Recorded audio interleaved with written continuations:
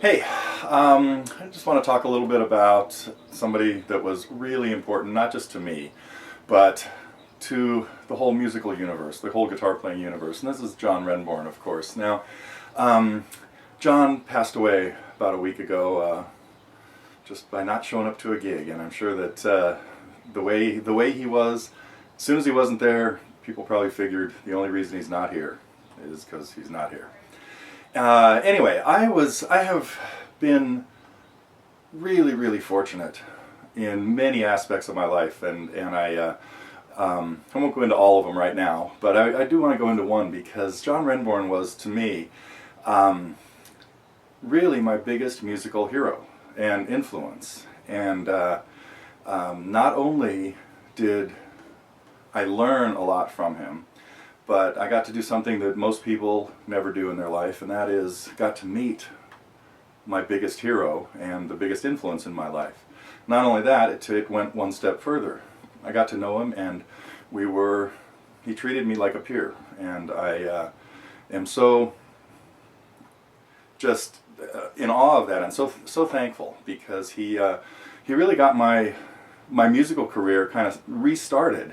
That had been very I guess I'd gotten really lazy as a guitar player in the mid '90s, maybe for all of the '90s, maybe even earlier.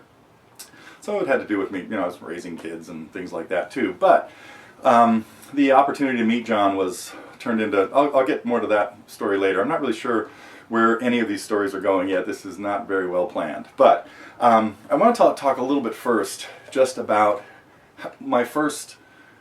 How I became aware of him, and the stuff that I really value in my life related to him. And that was, I've been teaching guitar since I was a teenager, but I was probably about 17 or 18, and one of my students asked about learning a couple of songs. One was Dallas Rag, and the other was Lady Nothing's Toy Puff. That needed to do in drop D. So, and I was not really familiar with either of these tunes, and he mentioned that Dallas Rag was from an album by Stefan Grossman, and Lady Nothing's Toy Puff was by John Renbourn album. And I was a little bit familiar with Pentangle, but not really, and I wasn't really aware of his solo albums until about 1972 or 73. I was getting out of high school, and so I heard this student, John Green, I believe his name was, trying to play Lady Nothing's Toy Puff, and I just thought it was one of the coolest things I had ever heard, and I needed to know more about it. So I tracked down a book. This is one of the really valuable artifacts of mine, is my first John Renbourn book, with the picture of a lute player on the cover and John with an electric guitar smoking a cigarette on the back, and started working through it. It had the music to Lady Nothing's Toy Puff, and so I worked through that with my student. And as I started playing other songs in here, I remember thinking, God, every one of these is really cool. What happened? I went out and picked up. It was hard to find at the time. The American reissue on Reprise, Warner Brothers label. That was his first two albums from 1965 that were released in England on Transatlantic, but they got repackaged here, and I would just remember loving all this stuff. Particularly these instrumentals that were some were just normal finger picking. Well, not even normal finger picking ones, but some were some had this kind of classical, or what I didn't even really know at the time, Renaissance influence, although I was just getting into a lot of Renaissance music and playing the lute right around the same time. So yeah, when I heard Lady Nothing's Toy Puff, I was captivated by its Renaissance sound, I guess, and then started looking at some of the other songs on here, and of course found this.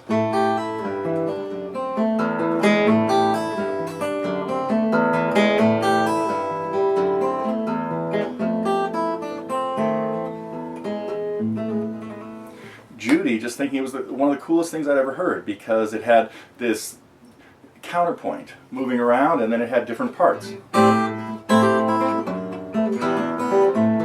a little bluesier in there, and then it even got. I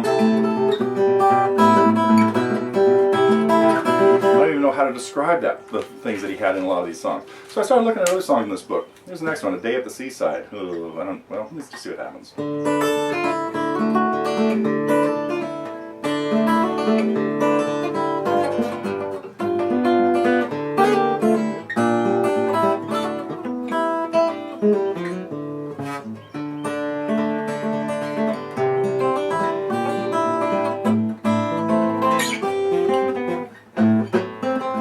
Well, this is kind of silly, but I should have practiced this. Anyway, and I was just really, wow, here's another one, Debbie Ann.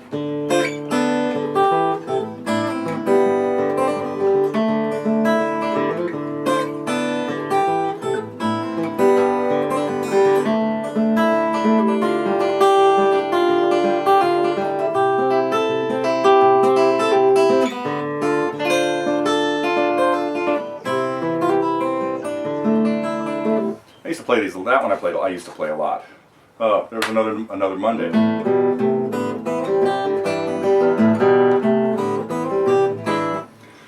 Just one cool tune after another. My Dear Boy. Wait a minute, let me think about this.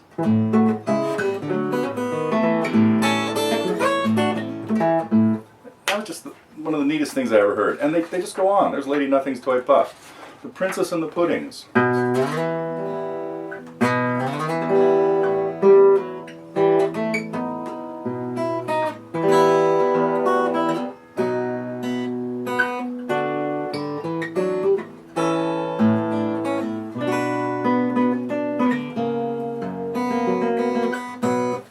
Anyway, man, I could do this all day, but I probably shouldn't. Lady and the Unicorn, another one, really Renaissance-y sounding, we're in the key of F of all things.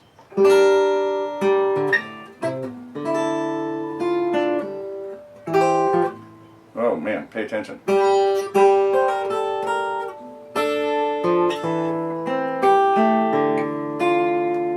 Well, anyway, okay, Lady Goes to Church, another one that I just thought was absolutely impossible. And then some Renaissance ones. Well, okay, so needless to say, this book was a big deal to me, and I just ate it up and had to learn everything I could from him. Now, when I think about other musical influences, and one thing that really made John stand out is I really feel like I was taught by everybody I listened to, and that would include Paul Simon, James Taylor, not too much Davy Graham till later, because I wasn't as familiar with him until I became familiar with John. And then on the bluesy side, Jorma Kaukonen, Leo Kottke, John Fahey, all of those guys I would consider influences, and I really learned. I tried to absorb everything I could by listening and analyzing and learning to play just about everything they did. And John was kind of not only stayed above that whole pack, as I kind of reached a point where I thought, okay, I've gotten everything I can from James and from Paul and Neil Young and Leo and John and Jorma, but Renbourn was a continuing. It is like every time he came out with a new album, I was inspired again and dazzled and blown away. So some of his other albums from that time, I didn't bring them all out here, but if you're not too familiar with them, here are some of the other biggies. Lady and the Unicorn, really heavy Renaissance sound on that. Sir John a lot, they got some hardcore jazz stuff going on in that. Things like, Buffalo might have been on this one, right? Let me check. Oh no, it was Transfusion was the jazz one I was thinking of. Yeah. And then, the biggest of them all for me, 1976, The Hermit, my autographed copy of The Hermit that John signed here at my house. Again, one of my prized possessions.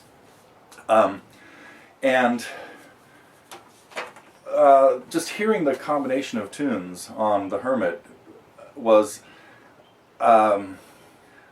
this has to be the biggest influence in my life as far as albums go. I remember the first time I got a Fahey album, which was the brown one, Days Have Gone By, was the first one of his I tracked down. Oh no, After the Ball was actually the first one of his I got, but then I tried to track down some of his older ones. 6 and 12 string guitar was a big one, and the first Hot Tuna album and the second Hot Tuna album. Finger picking on a Stratocaster. Anyway, when The Hermit came out, I was just floored and thought, oh my God, how could I ever aspire to play those things, let alone write some things like that. And so I kind of analyzed as much as I could. I got music to as many of those things as I could. They were kind of definitely hard to find at the time. But the piece on there that made the biggest, well, and they also had Lord Willoughby's Welcome Home. Anyway, so time went on, and I just kept always feeling like John was a continuing influence. I was always learning more by listening to John. Now, I'm going to kind of cut this short now and carry on with part 2 maybe a little bit later. It may turn into like a 10-part series. But as you know, I continued teaching through the 70s and the 80s, and I do have to get to that. Should have planned this better. And I remember, I think the first time I ever saw him play was at, I could be crossing up some dates and stuff here, but I believe it was probably in the early 80s, late 70s maybe, when he came to San Francisco and did a show at the Great American Music Hall with Jackie McShee, who was, of course, the singer in Pentangle and his longtime collaborator with John. And I remember after the show, he just kind of packed up his guitar and walked off up the street, up the little hill. Let's see, it's on O'Farrell. I don't know what street that was. I'll have to go back and do my San Francisco geography. So he and Jackie just kind of walked off to wherever they were going afterwards. Maybe the Edinburgh Castle, which was just around the corner. I should have thought of that. That's where I should have gone. Could have met him. Well, anyway, so that was the first time I ever saw him play live, and again, I was just really, really inspired. And a couple of years later, he came out. I saw there was a workshop going on at a bookstore in San Jose called, I think it was called The Phoenix, and it was really put on by Stefan Grossman. But it was Stefan and John were going to be doing a workshop for guitar players, and I thought, oh, that I should go to. I'd love just the chance to meet John and have a little personal interaction with him, and maybe you get some tips on guitar playing or something. So I went to that, and Stefan really ran more of this than John. John was kind of a little bit more of a fly on the wall, so to speak, in this, and Stefan's a little bit more outgoing, in-your-face kind of character. And at this point, they had come out with a solo album. This is another landmark album. The first duet album that they did, I believe this was 1978 maybe? Yeah, 78. Opened up with a song that knocked me out.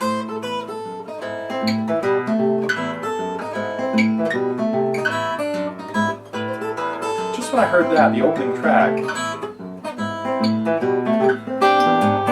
what a cool tune. I had no idea what I was about to hear, because pretty soon that kept going, and now this lead kicked in, and it sounded like 5 guitars. Well, it sounded like more than 2. That already sounds like 2. So that was Snap Little Owl, and so sometime, shortly after that album came out, they were going around the country doing workshops and things.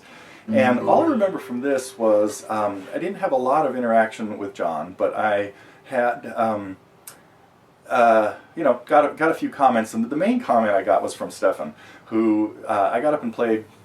I have no idea what I played.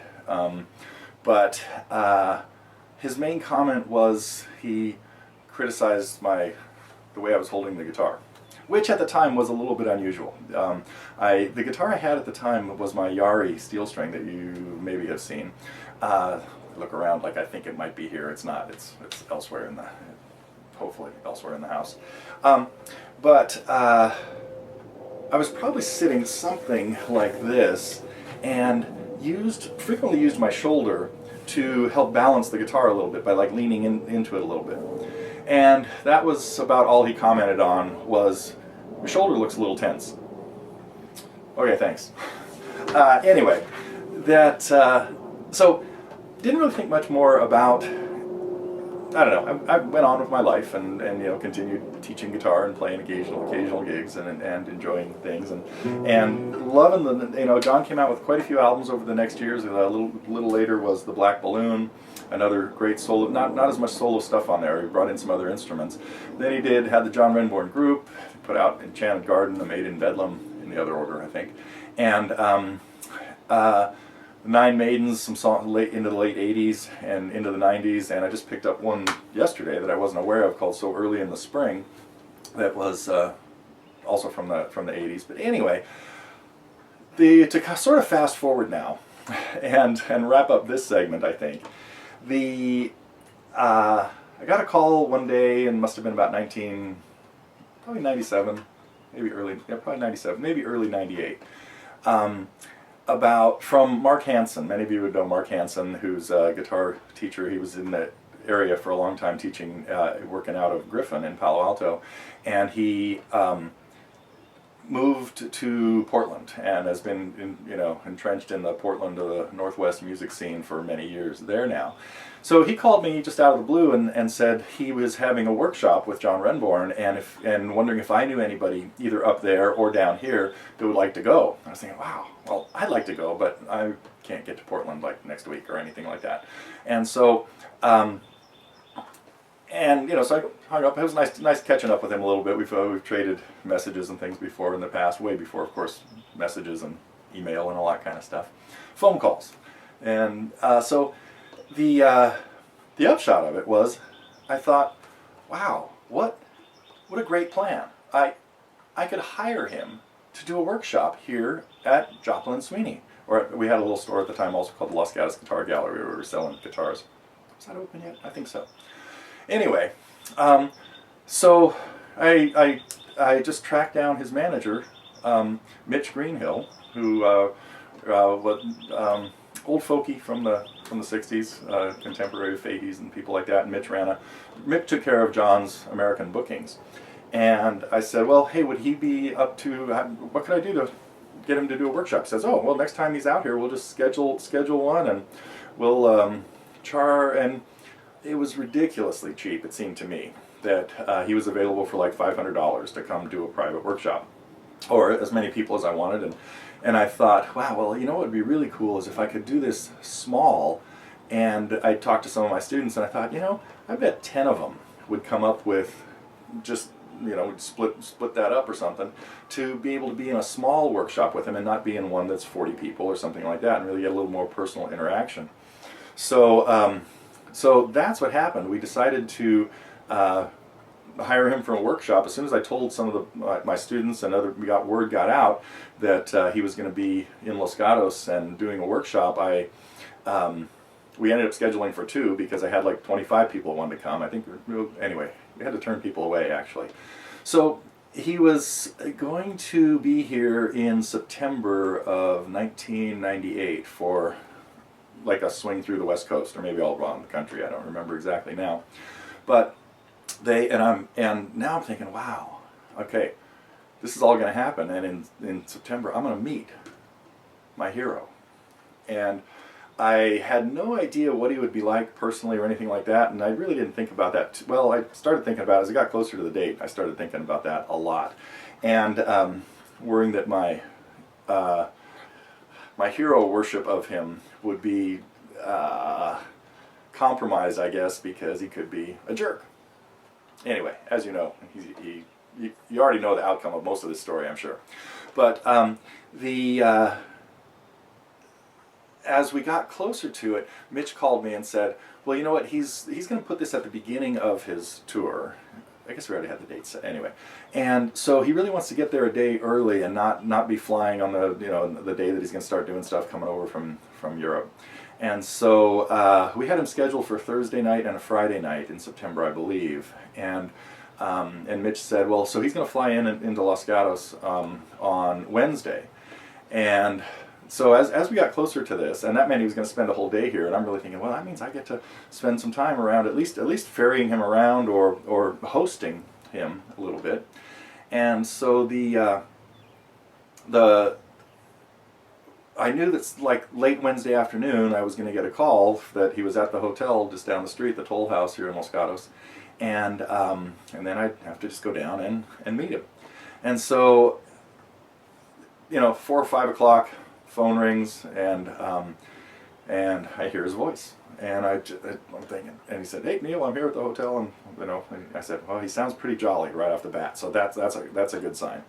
And so I said, "Okay, I'll be there in 10 minutes." So I pack up whatever I was doing and head off, walking down the street from Joplin and Sweeney to the Toll House. And the whole way, I'm really kind of a nervous wreck because I don't know. I don't know what I'm in for with meeting the person, the biggest person in the world I could imagine meeting, as far as I was concerned. You know, it wouldn't be the president, it wouldn't be Paul McCartney, it was John Renbourn. But I just didn't really know what we'd have in common, what I'd say to him or anything like that. I'd been playing a lot of his pieces, but anyway. So at the end of this nervous walk, I walk into the hotel, and there he is sitting on the couch in the lobby. And he kind of figures that, you know, somebody walking in there was looking in for him. And he goes, "Neil!" I said, "Hey, John." And we shook hands, and it was like my long-lost uncle, who I had not seen in 10 years and was just thrilled to be able to spend some time with. And so that was my first impression of John. He was just really friendly and a joy to talk to and everything. And so we just headed off down the street to Pedro's, had a little Mexican food, and talked about music and talked about the workshop and what he might do for it and some things like that. And then he went back to the hotel, and I said, "Okay, well, let me know if you want to do anything tomorrow. Otherwise, we'll just get together at 5 or 6 o'clock and we'll start. We'll run the workshop at probably 7 or something like that." Now, if many of you, I'm sure, have seen, I was fortunate also to be able to videotape those, and everybody here at TG has access to them through Renbourn's workshops. So that was that's where I'm going to wrap this story up for right now, because I think I'll get into the next phase of it a little bit later. But that's, I guess, my life up until September 24th or 25th, 1998, when I got to meet and spend some time and really get to know John Renbourn.